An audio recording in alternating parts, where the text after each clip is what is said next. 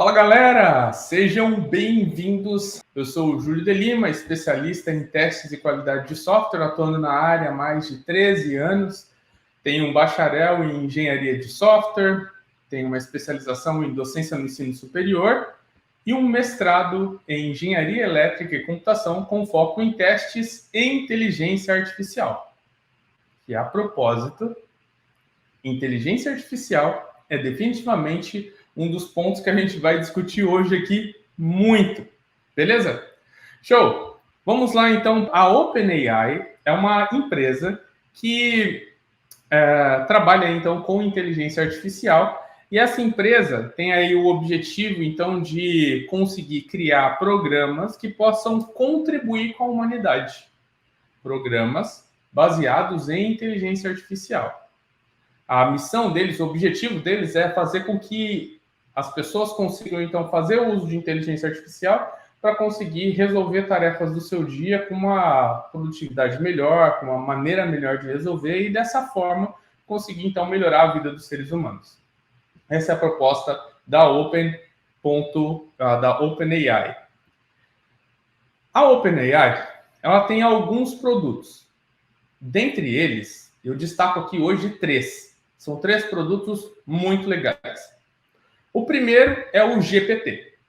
O GPT, basicamente, vamos pensar assim, um programa de computador, para ficar bem, como vou dizer assim, bem simplificado para todo mundo que estiver assistindo aqui essa aula. Pensa num programa de computador, ok? E esse programa de computador dá ao computador superpoderes. Quais superpoderes? Superpoderes de entender texto e gerar texto em formato de respostas de uma maneira coerente e relevante. O que isso quer dizer? Quer dizer que se você conversar com o computador que está fazendo uso desse programa, você vai fazer uma pergunta e, com base nos conhecimentos que ele possui, ok? Ele vai te responder. Mas vai te responder não como o Google responde. Por exemplo, você vai para o Google e você coloca lá assim, o que é teste de software? O Google, então, traz para você resultados de uma pesquisa, insights que mencionam essa pergunta, tá? O que é teste de software? Então, o Google vai lá e sai procurando quais são os sites ou quais são os artigos que estão lá mencionando essas duas coisas. Entendeu? Basicamente é isso que o Google faz. Então, você tem o resultado e você precisa acessar cada resultado e, a partir desse acessar dos resultados, você tem que tomar a sua decisão de quais são os melhores resultados para você. E você, ser humano, vai lá, então, e faz um catadão, né? Vamos colocar aqui num termo mais técnico, faz um resumo de tudo aquilo que você encontrou. Muitas dessas páginas acabam sendo ignoradas por você, porque você clica uma vez e, ao clicar, você entra naquela página e vê que aquele conteúdo não é relevante para você. Você não traz isso para o seu resumo. Você entra numa outra página e você vê um conteúdo relevante. Você lê, entende e traz isso para o seu resumo. E você fica fazendo isso por horas. Quem nunca aí entrou numa linha de pesquisa, cara, e tipo falou, não, só vou pesquisar alguns artigos. E quando você deu por si, cara, você já estava lá, fazia horas fazendo uma pesquisa. Porque você começou a entrar nos posts, você falou, nossa, cara, que bacana, que bacana, que bacana. E quando você foi ver, passou horas. Não é assim? Pois é. No final, você então tem um resumo que responde a sua pergunta, o que é teste de software. E aí, com base naquela resposta, você começa a falar para alguém te perguntar. Alguém chega e você fala, o que é teste de software? Você fala, mano, eu estudei. Vou te falar o que eu encontrei. E você começa lá a falar sobre o que você encontrou. Não é assim que funciona? O fluxo comum de uma pesquisa é assim. Com o GPT é diferente. Porque o GPT, ele tem lá dentro do conhecimento dele um monte de site também que está disponível na internet. Um monte. Tipo, muitos. E quando eu falo site, eu não estou falando só do endereço. Estou falando das páginas, dos conteúdos que tem lá. Esses conteúdos podem ser artigos, podem ser livros abertos, podem ser artigos abertos. Estou falando de abertos porque tem coisa que você tem que pagar para pegar. O GPT não consegue pegar essas informações, a não ser que, sei lá, uma universidade dê a ele, o autor dê a ele. Tá entendendo? Então, ele pega o conhecimento público. Pegou, entende, e aí quando você faz a pergunta para o GPT, ele pega a sua pergunta, e essa que é a mágica, ele entende a sua pergunta. Não é simplesmente pegar a sua pergunta e fazer pesquisa, não, ele entende o que você quis dizer. Não é maravilhoso isso? Isso é um negócio muito louco, cara. Eu até falei isso dias atrás, eu falei assim, cara, o mais legal de tudo é que a gente está pela primeira vez, né, saindo lá dos livros de ficção ou dos filmes, onde a gente via humanos conversando com o computador, né? E a gente está vendo isso na prática agora. Isso é legal, é muito legal na real, né? Então, ele pegou, entendeu, e por entender, ele tem uma base de dados lá atrás dele, um conhecimento. Ele consulta a base de conhecimento dele e começa a te responder. Então, não precisou você ir lá e fazer aquela pesquisa. Ele foi lá e fez a pesquisa do jeitinho dele e te traz a resposta. E nessa resposta, a resposta não vem assim, sabe, mecânica. A resposta vem, como, né, eu disse aqui no slide, de maneira coerente e relevante. Coerente e relevante. Ou seja, como se um ser humano estivesse te respondendo. E ele é tão inteligente que ele tem até histórico. Então, ele consegue guardar histórico das coisas. Então, se você foi lá e perguntou assim, o que é teste de software? Ele te respondeu? Você pode falar assim, agora, melhore a resposta anterior, deixando ela num tom mais informal. Então, se ele te respondeu, teste de software é um processo de observação, exploração e experimentação de modo a identificar riscos em um produto de software, você fala, coloca de maneira mais informal. Aí ele fala, é você navegar no software e conseguir observar e trazer informações sobre o que você achou, vírgula, mano. Estão entendendo? Ele é tão inteligente que ele consegue pegar o histórico e modificar aquilo. Você pode falar assim, liste para mim 3 países onde eu possa ver a aurora boreal. Ele fala, país 1, pá. País 2, tum. País 3, opa, não tem país 3, tem só 2 países. Eu nem tô falando aqui se isso realmente acontece, se realmente são só 2 países, tá bom? Só estou dando um exemplo. Ele fala, não encontrei 3 países, encontrei 2 apenas. Aqui estão eles. E aí, depois de falar aqui estão eles, você fala assim, legal, tem 2 países. Aí você fala assim, e quais são os melhores passeios para fazer nesses países? E ele fala, claro, entendi sua pergunta. Os melhores passeios são, aí ele coloca o nome do país 1 e embaixo uma lista com vários passeios. Outro país e outra lista com vários passeios. E você fala assim, nossa, Júlio, que legal, cara. Mas como que será que é isso? Será que alguém programou ele para ele responder apenas em listas desse jeito que você está perguntando? Eu, Júlio, eu tenho que fazer as mesmas perguntas que você? Não. Porque ele entende a sua pergunta e então ele te dá a resposta de maneira coerente. Então tem um monte de pergunta que nunca foi feita, mas se você fizer, ele vai saber te responder. Entenderam?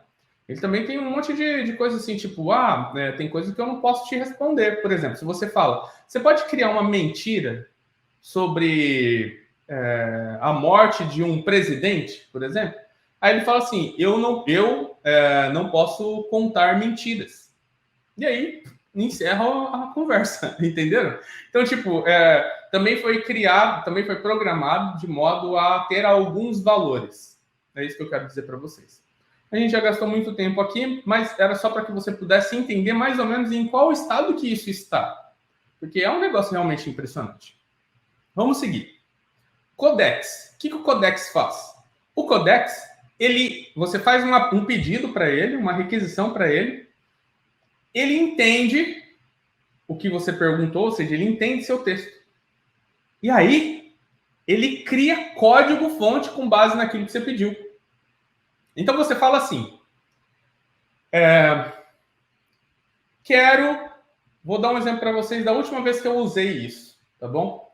Eu falei assim, gere um código em Python que possua um exemplo no qual uma variável está sendo atribuída com um valor e depois com um valor inteiro e depois existe um condicional que verifica se esse valor inteiro é maior que 5.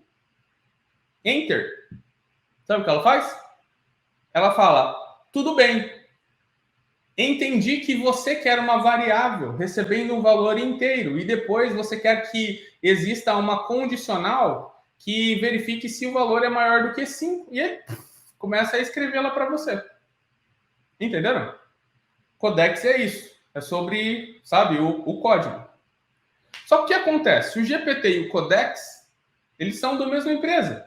Então, quando você pergunta para a ChatGPT, por exemplo, quando você pede para a ChatGPT para ela fazer isso, ela faz também.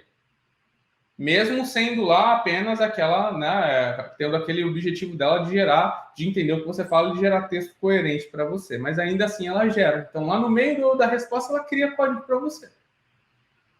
Ok? E o DALL-E? O DALL-E, ele entende o que você está pedindo e gera uma imagem para você. Então você fala assim, DALL-E, gere para mim uma foto que contenha 3 Mandalorianos. Tem aqui o Mandaloriano aqui, ó. 3 Mandalorianos com cores diferentes, perdidos no meio do gelo, fugindo de um dragão. Bum! Aperta lá o enviar e ela sai criando lá aquele, né, a mágica dela aí e gera para você uma imagem com 3 Mandalorianos, eles são coloridos, tem um dragão correndo e eles estão no meio do gelo. Entendeu? Esse é o DALL-E. Diferente do Codex, quando você vai lá no GPT e fala assim, crie para mim essa imagem, ele fala, eu não sou capaz de fazer isso. Eu faço processamento de linguagem natural, não crio imagens. Então, você percebe ali que existem algumas integrações entre eles, mas não há uma integração total entre todos os produtos. Beleza? Ótimo. Nesse momento, o que você precisa ter entendido é que existe uma empresa chamada OpenAI, que ela tem produtos, cada produto tem um estilo diferente, um objetivo diferente, e que o produto da vez que a gente está falando aqui agora é o GPT, e também um pouquinho sobre Codex, vocês vão ver, para que isso possa acontecer, ele possa então, né, gerar para a gente aí respostas coerentes com base naquela pergunta que foi realizada.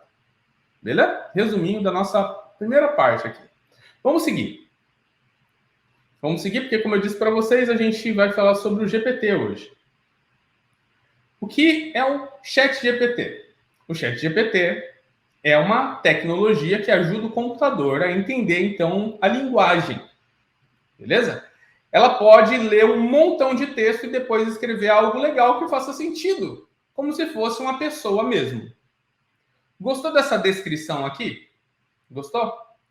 Beleza. Essa descrição foi criada pela própria ChatGPT. Eu perguntei para ela, ChatGPT, me fala aí, jovem. O que é você? E ela falou nas linguagens técnicas. Daí eu falei assim, fale isso de maneira informal. Ela falou desse jeito aqui, vou repetir para você. Essa é uma tecnologia que ajuda o computador a entender a linguagem. Ela pode ler um monte de texto e depois escrever algo legal que faz sentido, como se fosse uma pessoa mesmo. Isso é o que ela disse para mim de uma maneira mais informal. Ok?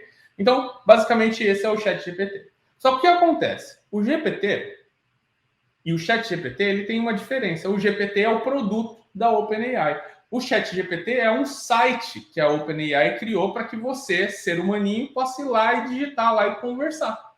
Ok? Basicamente assim que funciona. Recentemente a gente tem aí, né, APIs do ChatGPT disponíveis. Então você não precisa ir lá no site do ChatGPT. Você pode interagir com as APIs deles. Ok? E para quem é novo aqui e não sabe o que é API, é como se fosse o ChatGPT sem rosto, em que você pode escrever um código em linguagem de programação, se comunicando com ele, enviando informações e trocando informações. O que dá para a gente, desenvolvedor, um mar de possibilidades. Eu posso criar um software que faz uso do ChatGPT por detrás das minhas atividades. Vou dar um exemplo para vocês bem básico. Eu, Júlio, tenho um software de perguntas e respostas. Todo mundo vai lá, faz pergunta, faz resposta, faz pergunta, faz resposta. E aí, quando você faz uma pergunta esperando que um ser humano responda, eu posso fazer com que esse software bata lá no chat GPT, traga uma resposta e eu diga para você. E o meu software diga para você, olha, eu sei que você fez essa pergunta esperando um ser humano responder, mas isso daqui é o que o chat GPT trouxe para você, é o suficiente? Você fala, não estou sentindo ainda, sabe, satisfeito com isso. Não estou. Então, o que acontece? Ele fala, então vou postar a mensagem e vamos esperar um ser humano responder. Eu, Júlio, posso criar um software assim, porque existem essas APIs que eu poderia fazer essa conexão entre o meu software e o software deles. Entendeu? Então, uma API permite que você faça essa conexão entre as coisas. Por que eu estou contando esse monte de outras coisas aqui para vocês? Só para ir já despertando as ideias, assim, você já, sabe, já entrar no ritmo de como é que as coisas estão funcionando atualmente. Quando você entrou aqui, provavelmente você pensou assim, o Júlio já vai entrar aqui num ponto e vai falar que o ChatGPT não funciona, ou o Júlio vai entrar num ponto e vai falar que o ChatGPT funciona, mas antes de entender, você tem que entender o contexto. Entendeu? Entender o contexto te ajuda a ter mais ideias. Gostou disso? Legal, né? Então, hoje em dia, por exemplo, tem gente que testa o GPT. E tem gente que testa softwares que faz uso do GPT. Tem gente que testa o ChatGPT. E tem gente que testa um software que faz uso de alguma forma do ChatGPT. Entenderam? Então, hoje existe um monte de possibilidades para você quanto à perspectiva de qualidade. Hoje mesmo, eu tenho um grupo de alguns alunos que são muito próximos a mim, assim. E a gente estava lá no grupo e aí um dos integrantes mandou um artigo, uma notícia para mim, falando assim, erro no chat GPT expõe, acho que quase 2% dos dados de mais ou menos 2% dos usuários premium, os que pagam para estar lá. E o bug era um bug assim, todas as vezes que você está no chat GPT que você digita uma pesquisa, salva um histórico. E aí, esse histórico o histórico do José estava sendo apresentado para Maria. É um bug no chat GPT. O que eu quero deixar mais aqui também para vocês, mais um negócio importante. Pode ser o software mais inteligente do mundo, cara. Ainda é software. Lembre-se disso. Pode existir o software mais inteligente do mundo. Ainda é um software. Ainda existiu alguém ali por detrás que precisou dar informações, dar instruções, codificar, sabe? Montar algo. E mais ainda, mais importante, por mais que exista um software que é extremamente inteligente, por detrás dele ainda existe um ser humano para ficar observando e dizendo se ele está fazendo as coisas direito ou não.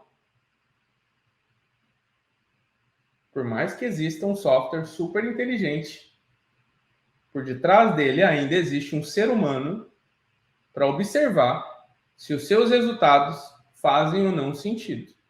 Seja esse ser humano um usuário final, que vai testar isso em produção, ou um profissional da área de testes de software que vai analisar para saber se isso funciona da forma como deveria funcionar.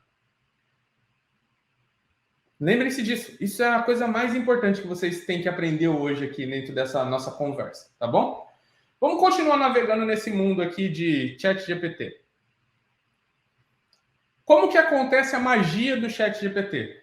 O que acontece por detrás? Ele é denominado como uma rede neural para processamento de linguagem natural. Uma rede neural, falando sobre perspectiva técnica, é o seguinte. Antes de pensar em rede neural, pensa em um neurônio, ok? O que é um neurônio? Um neurônio é um pedaço. Falando de software, claro, tá? Eu não estou falando aqui de biologia, tá bom? Estou falando de software.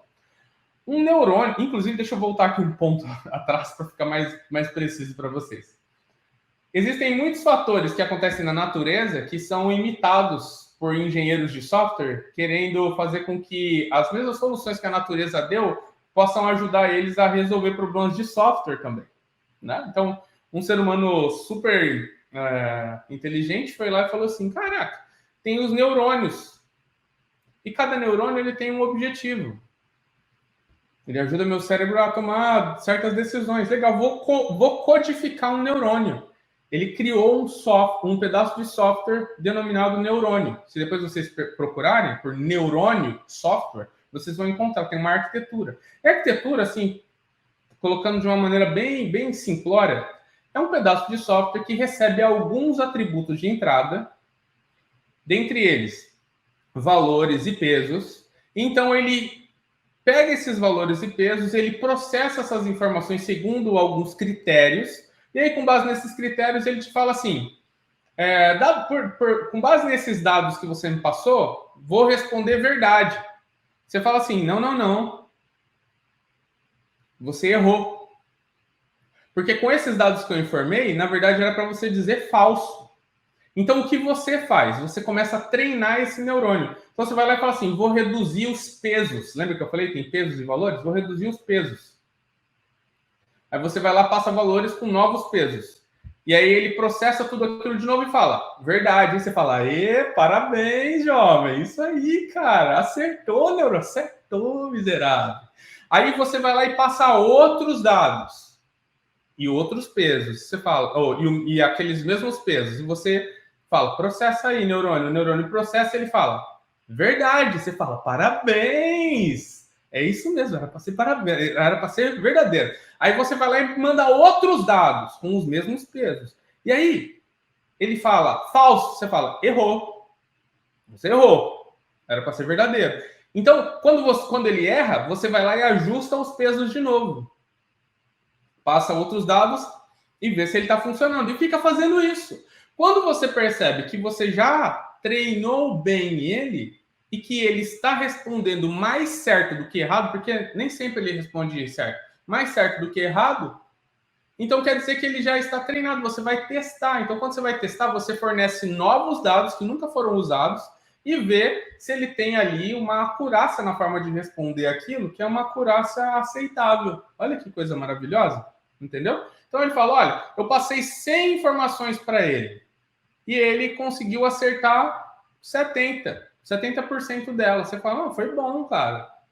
70% é bom. Então aqueles pesos foram configurados corretamente. Não é maravilhoso esse negócio de neurônio? Você fala: nossa, Júlio, eu adorei esse negócio de neurônio, mano, eu vou começar a estudar sobre neurônio amanhã. Calma, porque o neurônio é só um. Uma rede neural, ela é composta por teias de diversos neurônios. Um monte de neurônio que funcionam em conjunto. Então você vai lá e coloca, né, você monta a estrutura da rede neural com diversas configurações de pesos diferentes, neurônios diferentes, formas. Lembra que eu falei que existe uma forma de processamento lá dentro dele? Com várias formas de processamento diferentes, e combina tudo isso daqui de modo que quando você entre com o valor, ele passe por dentro dessas teias todas de redes neurais e no final fala para você se deu verdadeiro ou falso segundo aquilo que você esperava. Isso é uma rede neural. E tem um monte de tipo de rede neural. É um negócio muito assim, sabe, grande. Certo? É que quando você tem um neurônio, ele toma decisões simplórias. Quando você tem uma rede neural, ele toma decisões mais complexas. Mano, a magia por detrás do ChatGPT são redes neurais super complexas, treinadas de uma maneira muito, mas muito, como vou dizer assim, complexa.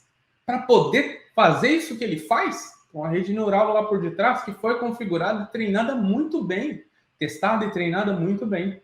Entendeu? Não é legal isso? É um assunto muito bacana, né? Pois é. Aí o que acontece? Então, ele é uma arquitetura de rede neural que foi criada para processar a linguagem natural. E aí, então, tem uma máquina né, lá por detrás, com diversos algoritmos, diversos métodos e etc., para conseguir, então, ser capaz de receber as suas informações, traduzir, ele traduz. Você pode falar com ele, por exemplo, em português e inglês, ele vai responder para você. Ele traduz quase que em tempo real, né, a sua requisição. E aí, com base em tudo isso, ele consegue analisar sentimento, analisar o que você pediu, o que você falou, entender seu texto e gerar texto coerente. É isso que acontece. É isso que ele faz.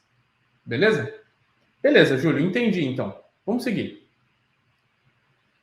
É necessário que você entenda também onde que ele baseia, onde ele fundamenta as respostas dele. Ele fundamenta as respostas dele através de dados que ele possui, que ele tem dentro do seu armazenamento. E esses dados, basicamente, são dados que foram obtidos de informações contidas na internet, de livros, artigos científicos, dentre outras diversas informações. Diferente de um ser humano que fez uma pesquisa, o ChatGPT, na sua resposta, ele traz apenas a resposta. Ele não fala, essa daqui é a resposta fundamentada nessas fontes aqui. Ele não fala isso. Ele fala, essa daqui é a resposta. Tenta lembrar da última pessoa que trouxe para vocês algumas informações e que você falou assim, da onde que vem a fundamentação teórica do que, né, você me disse? A pessoa falou assim, não, vem da minha cabeça. Ou, isso que eu acho. Essa é a minha opinião. Você já passou por isso? Né? Você chega na pessoa e fala assim, cara, o que é isso? Não, é a minha opinião, isso eu acho. Né? Ou pior ainda, às vezes a pessoa afirma para você que é alguma coisa, você fala assim, esse microfone aqui, que cor que ele é? A pessoa fala, é verde. Você fala, não, é preto. Ele fala, é verde. Você não tá vendo? É verde, cara. Você fala, caraca, velho, será que é um verde? Eu não sabia. Você fala, mas como você tá identificando que isso é verde? Ele fala, cara, eu sei, é da minha cabeça, cara. Eu acho que é isso e já é. Entendeu?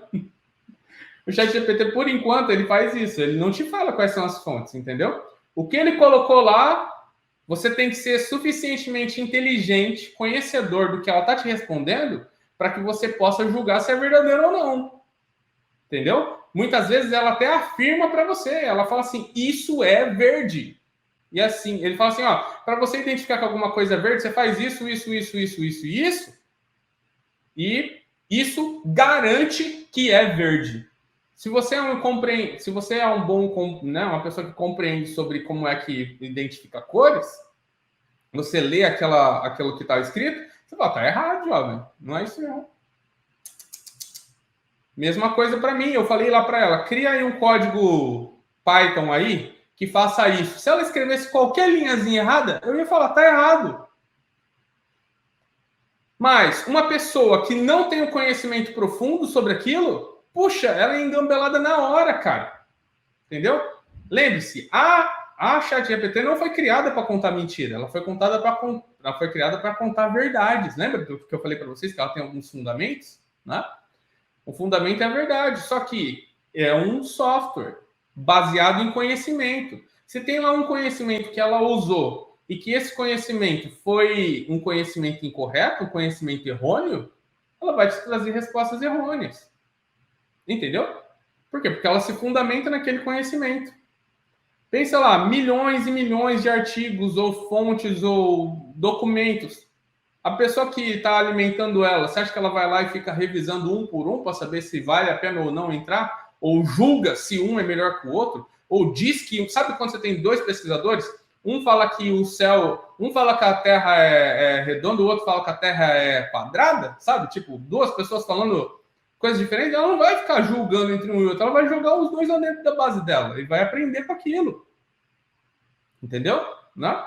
Então ela vai pegar isso. Ela não faz isso de propósito. Ela não fala, cara, eu vou contar mentira. Não, ela pega as informações. E a informação que entrou é a informação que ela vai usar para você como sendo resposta. E ela fala de uma maneira coerente e que faz sentido, cara. Tipo, você ouve o negócio e fala, maluco, ela tá contando a verdade. Aí você vai lá e copia o texto cola lá onde você quer falar, ou pega aquele texto e fala sobre o texto. Acabou, cara. É o momento que você está falando uma coisa errônea. Então, qual que é o princípio básico? Você tem que conhecer profundamente sobre o que ela te responde, para que você seja capaz de julgar se aquilo faz ou não sentido.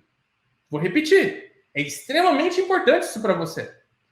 Se você perguntou alguma coisa para ela e você não sabe, não sabe julgar se isso é verdade ou mentira, você se lascou, cara. Porque você vai ser induzido por ela. Eu quero falar isso para vocês agora e alcançar o maior número de pessoas possível com isso, porque isso é muito sério.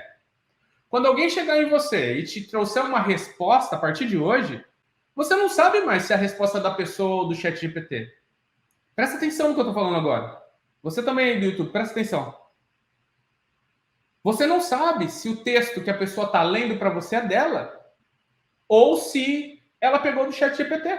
Você não sabe se o texto que ela te mandou é seu ou dela. Porque pode ser que ela pegou do chat GPT. Hoje em dia tem livros escritos completamente com chat GPT. E que você nunca vai saber se a pessoa não colocar lá na fonte que ela usou o chat GPT para aquilo.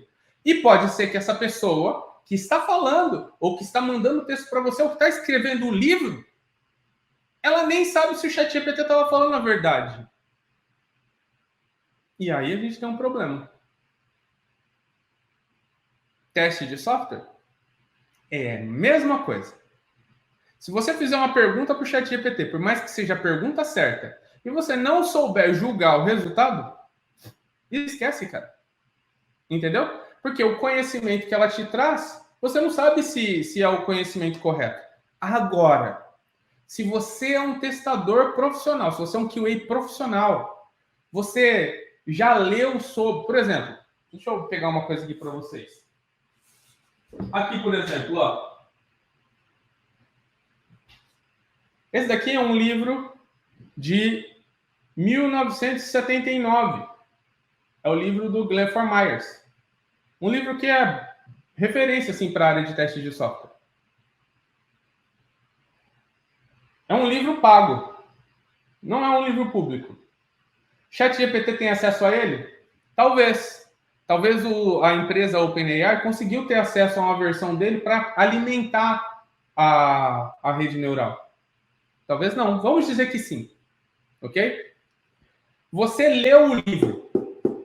Você refletiu sobre o livro. Você aplicou o que estava no livro. Você entendeu. Você compreendeu. Você é um ser humano. Você tem cognição. Você tem emoção. Você tem, sabe, um monte de propriedades que um software como o ChatGPT não tem. Você entendeu isso. Você vai lá e pergunta qualquer coisa que a ChatGPT deveria saber com base no livro. Ela te responde. Se você lê e você nunca se aprofundou na sua profissão, aquilo que ela disse vai ser verdade para você, cara.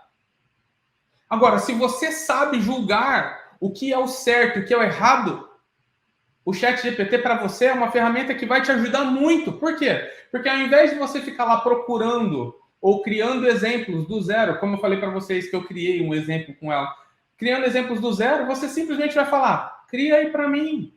Ela vai criar, você vai julgar e vai melhorar e vai refinar e vai trazer a sua visão sobre aquilo. Se você não souber, isso vai ser apenas um texto gerado que você não sabe julgar.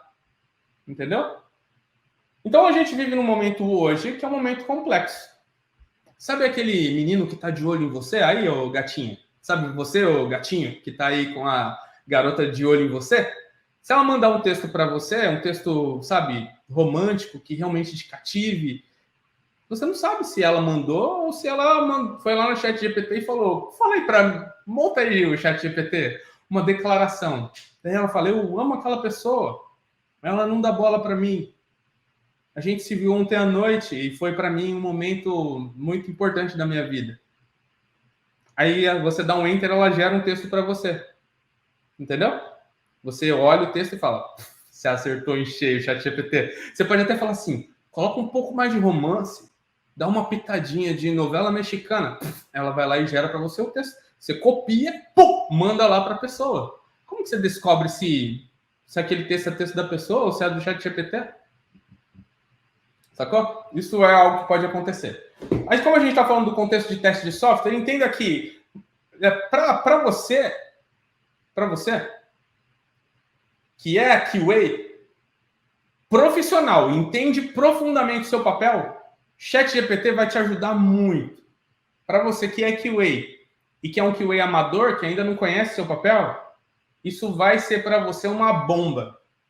Porque vai ser muito tentador para você colocar coisas lá e ela te falar, cuspir texto, e você fala, nossa, tá legal, hein? Vou copiar e vou tacar. Aí que chega um líder de testes que manja muito de testes, vai falar, tudo que você fez aqui não faz sentido. Tá faltando coisa. Ou você vai confiar completamente nela e isso vai gerar para você mais problemas do que sucesso. Entendeu? Agora é a hora de você interagir. Curtiu esse vídeo?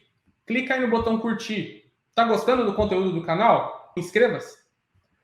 Se você quer realmente contribuir para o canal, deixa um comentário falando o que você achou, a sua reflexão sobre isso.